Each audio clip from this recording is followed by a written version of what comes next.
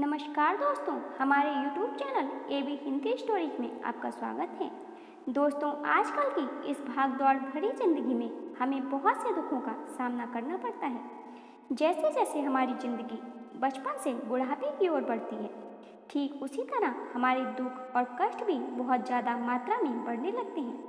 क्या आपने कभी विचार किया है कि यह दुख हमारे मन में क्यों उत्पन्न होते हैं और इन्हें किस तरीके से दूर किया जा सकता है? दोस्तों, इस वीडियो में भगवान बुद्ध के द्वारा दुख के कुछ कारणों को विस्तार से बताया गया है, तो यह जानने के लिए वीडियो को अंत तक जरूर सुनें। एक बार गौतम बुद्ध और उनके शिष्य एक वन से गुजर रहे थे। बहुत देर चलने के बाद सभी लोग लगभग थक चुके थे। तभी बुद्ध और उनके शिष्य एक विशाल पेड़ के नीचे बैठ जाते हैं। उस पेड़ के नीचे सभी लोग चुपचाप शांति का अनुभव कर रहे होते हैं।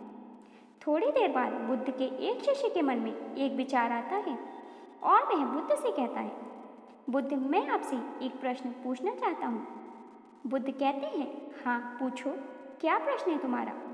शिष्य कहते हैं, महाराज, मैंने कभी आपको दुखी नहीं देखा।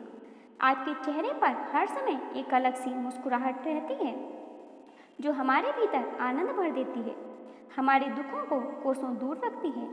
आपके चेहरे पर एक अलग सी चमक रहती है।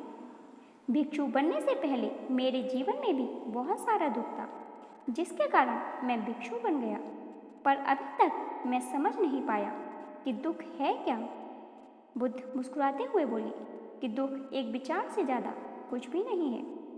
सभी लोग यह बात सुनकर चौंक गए और बुद्ध से पूछते हैं, परंतु महाराज, विचार तो आते हैं और चले जाते हैं, पर दुख एक बार जो आता है तो जाने का नाम ही नहीं लेता।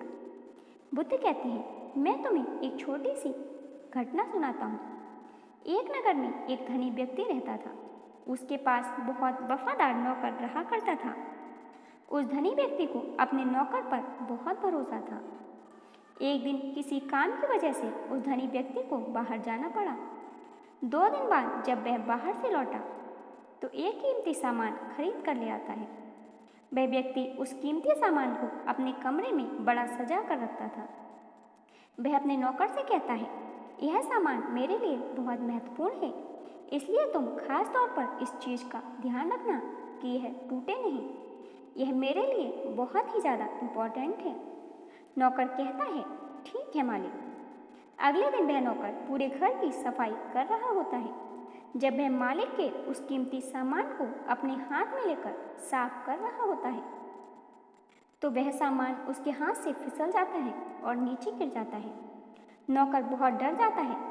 जब धनी व्यक्ति को इस बात का पता चलता है तो वह नौकर को बहुत डांटता है, पर वह कर भी क्या सकता है, उसे निकाल तो नहीं सकता, क्योंकि वह नौकर उसके लिए बहुत वफादार और ईमानदार है। जब रात हुई तो मालिक को नींद नहीं आ रही थी। मालिक जब आधी रात को अपने नौकर के पास गया तो वह देखता है कि उसका नौकर बड़े आराम से सो रहा था। यह देखकर मालिक को बहुत गुस्सा आया, पर वह उसे निकाल तो नहीं सकता, क्योंकि उसका नौकर बहुत ईमानदार और वफादार है। यह देखकर मालिक अगले दिन सुबह सोचता है कि मैं इस समस्या से कैसे निकलूं। फिर उस धनी व्यक्ति को एक तरकीब समझ आती है। वह अपने नौकर के पास जाता है और कहता है कि मुझे बहुत दुख हो रहा है यह चीज़ बताते हुए कि कल जो तुमने सामान तोड़ा था, वह सामान वास्तव में मैं तुम्हारे लिए ही लाया था। मैं तुम्हें उपहार देना चाहता था, परंतु ऐसा हो नहीं पाया। यह सुनकर नौकर सोचता है, मेरे से वह सामान टूटकर बहुत बड़ी गलती हो गई। उस रात नौकर के मन में बहुत बेचैनी थी। यह सोचकर वह ठीक से सो भी नहीं पाया। दोस्तों, ऐसा क्यों हुआ? क्योंकि उस नौकर ने उसे कीमती चीज़ को अपने आप से जोड़ लिया, इसलिए वह दुखी हो रहा था। पहले उसके मन में यह विचार नहीं था कि वह कीमती चीज़ मेरी है, पर अब उसके मन में यह विचार है कि अगर वह कीमती चीज़ ना टूटती तो मेरी होती। इसलिए भगवान बुद्ध कहते हैं, दुख केवल एक विचार है, क्योंकि हमारे जीवन की यही वास्तविकता है कि जब कोई अपने आप को किसी चीज़ से जोड़ लेता है, उसे पकड़ने की कोशिश करता है, तो वह हमें दुख देती है। हर चीज़ आपके पास है, जो भी चीज़ आप अपने जीवन में उपयोग कर रहे हो, वह सभी चीज़ कुछ समय के लिए, कुछ समय के बाद आपसे छूट जाएंगी और यही वास्तविक घटना है जो आपको स्वीकार करनी होगी।